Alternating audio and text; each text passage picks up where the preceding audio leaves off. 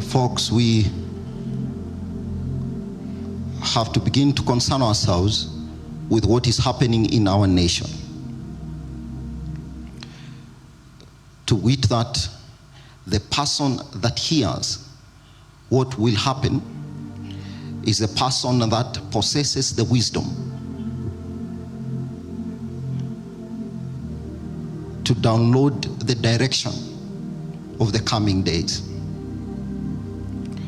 And what we have as an apostolic office, as a ministry, compounded by our very cherished prophetic office, is supposed to allow us to hear so that we can get wisdom.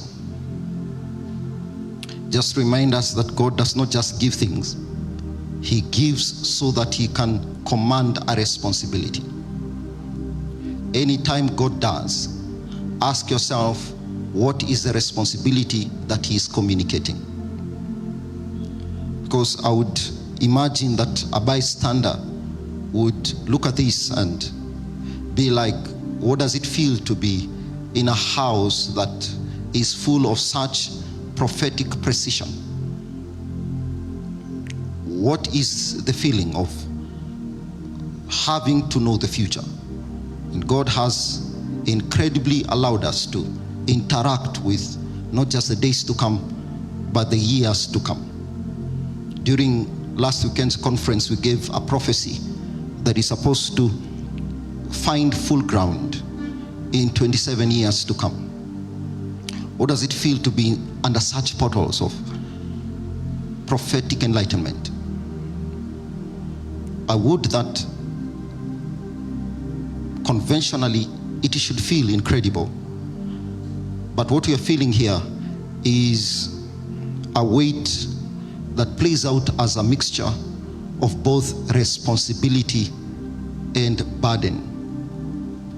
Folks, the onus is on us to secure the days to come.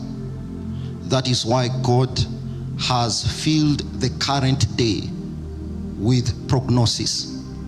The day we are handling is full of the prophetic, so that we can instruct the days to come. The rod of the Lord's ear in a day is given to a man, so that an onus can also be on him to secure the welfare of men in a coming generation. Why am I saying so? Because of the prophecy that was fulfilled last week. Was it last week or the week before? Concerning 3 bands of terrorism that apparently were scheduled to cross from Somalia into Kenya via the border that we share with Somalia in our northeastern province. I clearly saw 3 bands in the spirit, and I cried out. I wrote it in our 2025 world prophecies. I saw 3 bands crossing over into Kenya through that border. And I wrote it down. And why do we say these things? We say these things so that as God raises a prophetic nation, a prophetic sound, a prophetic horn, He would also go further, as it were, to raise an intercessory nation. People that can pray the things that the prophet is saying. And I wish to sit ground on that and say that we will also do that. That we are going to trust God, not just for the capacity to hear, but also for the capacity to raise soldiers in the realms of the spirit that are going to war to ensure that the doomsaying of prophecy is mitigated by the kindness of God, and only good cometh. But shall only good come? It will take a wise nation. It will take a people that know how to pray. if truly only good will come, then the prophet must be received, for starters. Secondly, the people that have received him must master the art of prayer. They must know how to ascend a mountain called Pisgah in the realms of the spirit, where we contend with things that watchmen have handled. Thirdly, we must use the prophetic not just to see the ill that is coming, but fundamentally to see the good that is coming and enforce it and ensure that the coming of good is not intercepted, delayed, or corrupted by the invasion of bad. That's what I saw. And the Mandera governor confirmed it, that there were 3 bands that crossed over and assumed 3 spaces across our northeastern province, just as our prophecies had prognosticated. I would imagine, folks, that if only we knew the future, then we would serve the administration with wisdom. And not just with wisdom, but with what you'd call a supply of intelligence. A supply of intelligence. To tell people that this will happen here at this time. Because in the past we have prophesied. We've prophesied terrorism and terrorist acts and audacities with their days and their timings. I remember a time, was it 2 years ago, prophesied a time in which something would happen. Not just a day, but the actual hour. I remember it was 9 a.m. Why are we doing these things? Because, just to take you back to what the intelligence from the United States mentioned, that they were issued, or rather they were issuing a travel ban.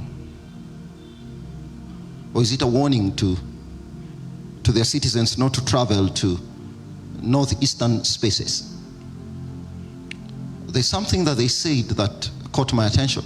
They said that the policemen that are stationed there are either ill-equipped and or are unable to handle the challenge that is brewing along that border. If you are still wholly reliant on what security agencies can do, possibly you need some enlightenment. Because the prophetic comes so that a spiritual angle can be introduced, not to replace what security agencies are able to do, but to bolster the kind of effectiveness that they would have. There was this Sunday, was it last weekend? There was this Sunday when we woke up to the fact that there was a terrorism attack against a camp of police reservists still in northeastern province. And the previous day, take it or not, the previous day, I was seeing a police station that is under attack.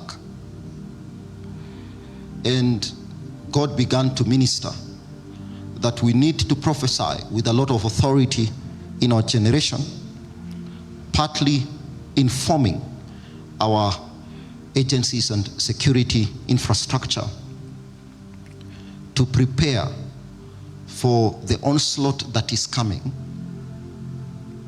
through upgrading our police stations and installing a postmodern infrastructure along the spaces of that border. So I was still grappling with that and finding how to curate that information to put it out there. And I will in the days to come, as that information comes, only to wake up to the fact that there was an onslaught at a police camp. So that was Saturday, I recall. I think it was the other Saturday. A Saturday, then on a Sunday, the news hit home. And I was there anguishing and asking the Lord, you didn't give us time to prepare. You didn't help me package this information and possibly even raise a few people around me that can answer from the realm of the Spirit to this thing that has happened. Because that was a Saturday, then it happened on a Sunday. Actually, this is the first time I'm talking about it. But then the reasons to why I'm here has to do with the fact that God went back to what I wrote, because when I was writing the fulfillment of that prophecy of 3 terrorism bands, I kept hearing in the Spirit, listen to the Mandera governor. That's what I wrote. I wrote, listen to the Mandera governor. Detail the 3 terrorism bands prophesied in the 2025 prophecies. So the Lord kept on allowing that phrase to come back to my spirit. Listen to the Mandera governor. So I pursued it, and the Lord began to show me the man kneeling down in what appeared to be like a hold-up, like a cell. And I could see Hamas terrorists putting their guns on his head. And what were they doing? They wanted him to capitulate to the system that they want to install. Earlier on, maybe the capital nation can recall, we had started putting out prophecies and warnings of an east wind that is coming. And maybe part of the fulfillment of the prophecy of the east wind has to do with the fact that now you don't need to be vetted to get an ID card, right? If you are in Northeastern Province. That, pardon me, I consider it quite a challenge in the steer towards the fulfillment of that prophecy.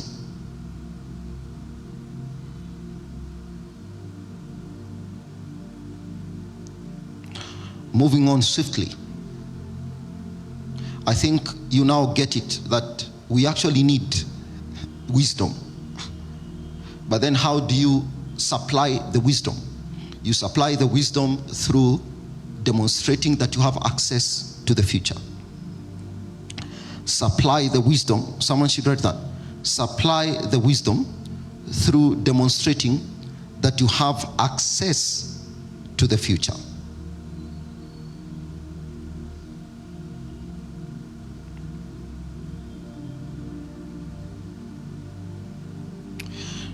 Wow, where are my beautiful people? So in my vision, I saw that the man was kneeling and Hamas terrorists were pointing their guns at him. The Mandera governor, the one that I saw on Citizen News, was the first time I was seeing him. So the Lord began now to expound on that vision and show me how these things play out. This is how they always play out. That they will always be at a place where what you'd call the civilized government or the democratic government cannot supply or give enough backing as far as their security is concerned. In any place, whether you're talking about Afghanistan, or you're talking about Yemen, or you are talking about Syria, or now just here at home in Mandera, you just have a place where Islam is prevalent, and then you don't have enough backing from what you'd call a civilized government or a democratic government. It's actually playing out in Somaliland right now, and in Somalia, where they want to assassinate the president and institute their own country, their own Sharia law-led country.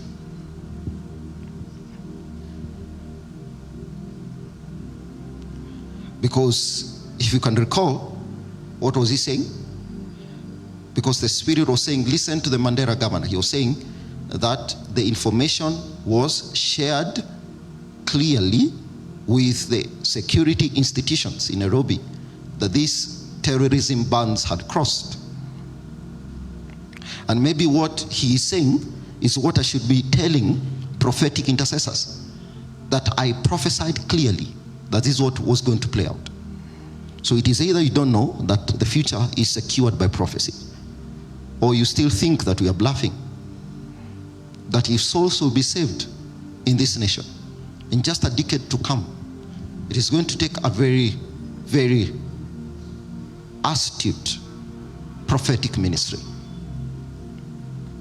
That is what I heard the Spirit of the Lord say. Listen to him, because they'll always be at a place which is geographically far or infrastructurally inaccessible, so that they are left without the help of what is civilized, and then what is barbaric then invades and take over. This is what I saw in the Spirit. I saw dark waters in the Indian Ocean, very dark waters. They swept across Somalia, and then they didn't stop at our border. They invaded into the waters that are inside our country and covered the entire of northeastern province. That's the first thing that I saw. So on the waters near the Somali and Somaliland coastline is what you have as the region that was taken by the pirates of Somalia. So you have the pirates that are inside the waters, and that's why those waters are dark, or simply the pirates are there because the waters are dark, or the dark waters are aiding piracy. And then you have Somaliland, which has been taken by that wind of terrorism. And then you have now northeastern province. My concern is the fact that our northeastern province is now being subsumed by terrorism, according to what I saw in the Spirit. I was still grappling with that. The fact that now that is the same system. What you have for piracy, what you have for Somali, what you have for the northeastern province is simply now becoming the same system. And then I was still caught in that awe. I saw that every person they are killing, those policemen they killed, those people they are abducting and killing and what have you, all that blood is entering a heavenly space. This is what the Lord was showing me today. Entering a heavenly space to command that realm. So that in the realms of the Spirit, I don't know what you think about the realms of the earth, but in the realms of the Spirit, once that water has swept into our province and that blood has ascended into a heavenly space that is both northeastern and Somalia, in the realms of the Spirit, they will claim northeastern as part of their caliphate. They will say that northeastern province is part of Somalia and therefore part of their al-Shababic hegemonial aspirations.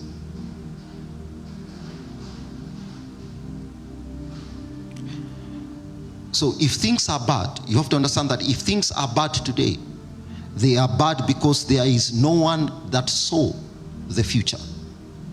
If things are this out of place and out of order, they are this chaotic because no one had the future in his hand.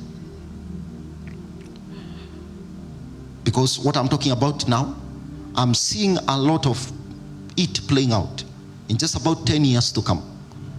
I'm seeing a situation 10 years to come where a government that does not know what Islam is, an institution of security that does not know or care to understand what kind of mystery we are dealing with, has allowed so much compromise to seep into its system, so that this thing now begins to play out in the realms of the earth also. Because what you're saying about the curves that have begun to form in the realms of the Spirit is that Northeastern is finding itself within the very same space as Somali and within the very same chokehold as our embattled neighbors. It will take prophetic oversight and insight, because the Lord kept on saying in my spirit, listen to the Mandela governor, because there's something he's trying to communicate. And if we can take action, I'm just talking to my sons as well, and all Christians of goodwill, if you can take prophetic action, understand that these things are this bad because no one had the future, we could arrest a decade. We could secure the rest of the century through prophetic aptitude.